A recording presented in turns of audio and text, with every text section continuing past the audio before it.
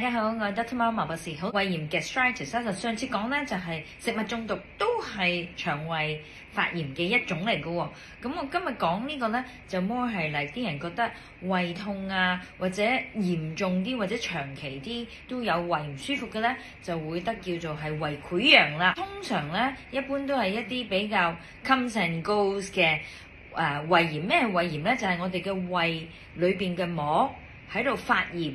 OK， 因為食咗某一啲刺激性嘅嘢啦，又或者我哋對於某一啲食物有特別嘅唔好嘅反應，會影響個人嘅消化系統，而令到佢發炎，都係講緊個胃壁裏邊嘅胃膜啦，或者叫做最常見就係大節日之後啦，因為個個咧都會得比平時飲多咗酒啦，或者平時唔飲酒嘅，又或者食多咗一啲平時會食嘅嘢啦，有個胃部容易啲唔舒服啦，就所謂嘅胃炎啦。其實可以係好快好返嘅，主要都係要靠大家其中一樣嘢要做啦，就係要再避免食到刺激佢再損落去啦。咁平時我飲少好多咖啡嘅，但係咧節日嗰陣時咧就飲多咗好多啦。調節期咧咁我就盡量唔飲咖啡，但係可能咧有一日哎呀唔記得心思思想飲咖啡又飲咗，但係當我而家個胃唔係最好嘅狀態之下咧，你又飲咗少少酒啦，即係又係唔覺意咁樣啦，咁然之後又飲咗少少，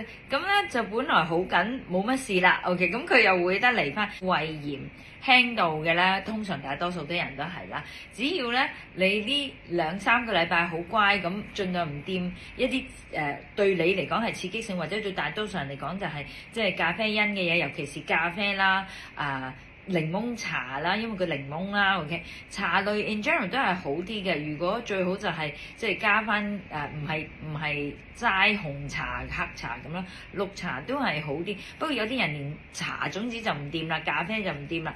for 短時間咁跟住你飲翻就冇問題嘅 ，OK。水果係另外一樣嘢啦，即係我知道好多 article 喺個 YouTube 度都話水果可以幫到你，但係其實水果 in general 咧係會刺激你嘅，因為佢點都會有啲果酸喺裏邊。咁當然果汁係差啦 ，OK。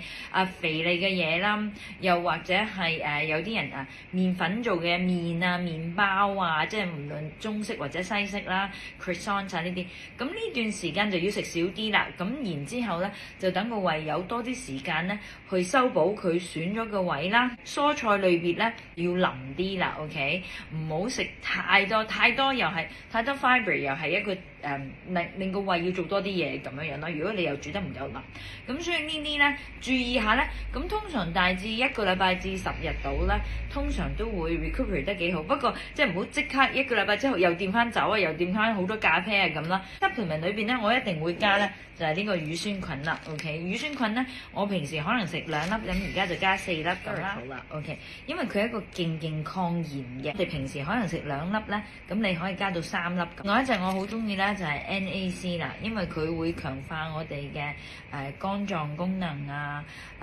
免疫系統功能啊，同埋佢都係會退炎嘅作用嘅，咁就好快好噶啦。